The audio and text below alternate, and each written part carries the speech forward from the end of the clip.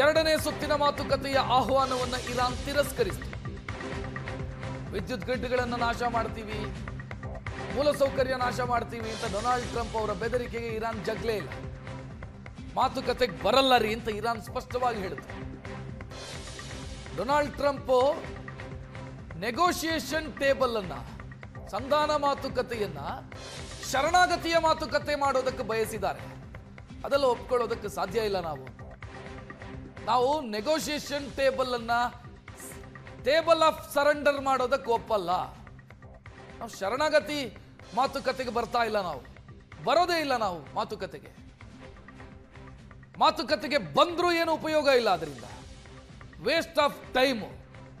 ಯಾವ ಸ್ಪಷ್ಟತೆಯೂ ಇಲ್ಲ ಅಮೆರಿಕಾಗೆ ಒಪ್ಪಂದಕ್ಕೆ ಸಂಬಂಧಿಸಿದಂತೆ. ಇಂಥ ವಿಚಾರ ಇದ್ದಾಗ ಮಾತುಕತೆ ಮಾಡಿ ಏನು ಪ್ರಯೋಜನ ಅಂತ ಇರಾನ್ನ ಸ್ಪೀಕರ್ ಮಾತನಾಡಿದರು. ಲಾಸ್ಟ್ ಟೈಮ್ ಮಾತುಕತೆಯ ಭಾಗವಾಗಿದ್ದಂಥ ಇರಾನ್ನ ಸ್ಪೀಕರ್ ಸ್ಪಷ್ಟ ಮಾತುಗಳಲ್ಲಿ ಹೇಳಿದರು ಮತ್ತು ಅವರು ಒಂದು ಎಚ್ಚರಿಕೆಯನ್ನು ಕೊಟ್ಟಿದ್ರು. New cards on battle field ಅಂದ್ರೆ ಯುದ್ಧಕ್ಕೆ ಬೇಕಾದಂಥ ಸಿದ್ಧತೆಯನ್ನ ಇರಾನ್ ಮಾಡಿಕೊಳ್ತಾ ಇದೆ ಅನ್ನುವಂಥ ಎಚ್ಚರಿಕೆಯನ್ನು. ಈ 2 ವಾರದ ಅವಧಿಯಲ್ಲಿ ನಾವು ಬೇಕಾದಂಥ ಸಿದ್ಧತೆಯನ್ನ ಮಾಡ್ಕೊಂಡಿದ್ದೀವಿ ಅಂತ ಇರಾನ್ ಸ್ಪೀಕರ್ ಹೇಳಿಕೊಂಡಿದೆ.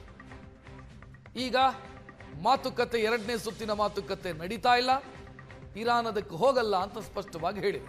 ಪಾಕಿಸ್ತಾನದ ಶಾಂತಿ ಮಾತುಕತೆ ನಡೆಯಲ್ಲ ಅನ್ನೋದು ಖಚಿತ ಆಗಿದೆ.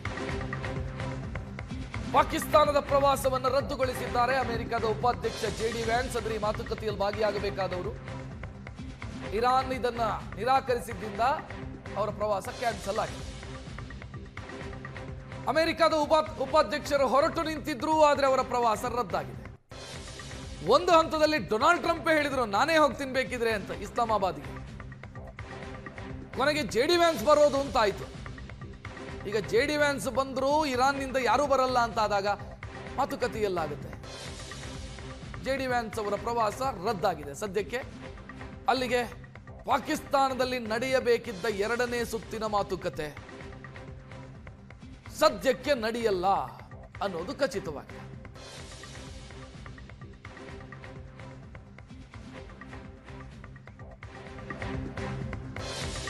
ಇರಾನ್ ಹೇಳಿದ್ದು ಅಮೆರಿಕದ ಜೊತೆಗಿನ ಮಾತುಕತೆ ವೇಸ್ಟ್ ಆಫ್ ಟೈಮ್. ಶಾಂತಿ ಮಾತುಕತೆಯನ್ನು ಇರಾನ್ ತಿರಸ್ಕರಿಸಿದೆ. ಅಮೆರಿಕ ಒಪ್ಪಂದಕ್ಕೆ ಬರುವಂತ ಉದ್ದೇಶದ ಇದ್ದಂತಿಲ್ಲ, ನಮ್ಮನ್ನು ಶರಣಾಗತಿ ಮಾಡಿಸಬೇಕು ಅಂತ ಹೊರಟಿದೆ. ಅದನ್ನೆಲ್ಲ ನಾವು ಒಪ್ಕೊಳ್ಳೋದಕ್ಕೆ ತಯಾರಿಲ್ಲ, ನಮ್ಮ ಸಾರ್ವಭೌಮ ಹಕ್ಕುಗಳನ್ನು ನಿರ್ಬಂಧಿಸೋದಕ್ಕೆ ಸಾಧ್ಯ ಇಲ್ಲ ಅಂತ ಇರಾನ್ ಸಡ್ಡು ಹೊಡೆದು. ಡೊನಾಲ್ಡ್ ಟ್ರಂಪ್ ಅವರ ವಿಧ ವಿಧದ ಎಚ್ಚರಿಕೆಗಳು, ಡಿಸೈನ್ ಎಚ್ಚರಿಕೆಗಳೇನಿತ್ತು, ನಾವು ಶಿಲಾಯುಗಕ್ಕೆ ತೆಗೆದುಕೊಂಡು ಹೋಗ್ತೀವಿ, ಇನ್ನೇನೋ ಮಾಡಿಬಿಡ್ತೀವಿ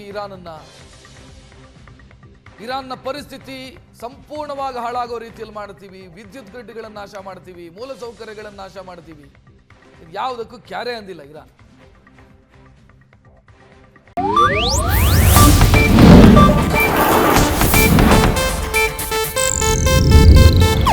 ಇದು ಏಷ್ಯಾನೆಟ್ ನ್ಯೂಸ್ ನೆಟ್ವರ್ಕ್ ಪ್ರಸ್ತುತಿ.